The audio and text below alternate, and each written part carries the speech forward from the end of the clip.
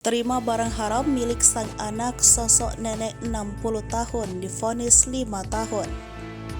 Nasib nenek berusia 60 tahun di Surabaya divonis hukuman 5 tahun penjara gara-gara ulah sang anak Santoso Rabu 26 Juli 2023. Asviatun, warga Kelurahan Pegirikan, Kecamatan Semampir, Surabaya, Jawa Timur. Sehari-hari perempuan Surabaya ini berjualan gorengan keliling kampung. Matanya berkaca-kaca saat keluar dari ruang Kartika 1 Pengadilan Negeri Surabaya usai menerima vonis hukuman 5 tahun karena menerima paket narkoba jenis ganja seberat 17 kg milik sang anak.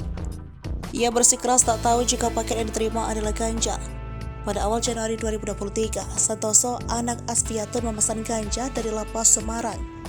Santoso merupakan narapidana yang tengah menjalani hukuman di Lapas Semarang. Ia memesan 17 kg paket ganja asal Lampung dari balik sel tahanan. Santoso menjadikan rumah orang tuanya sebagai lokasi pengiriman paket ganja seberat 17 kg.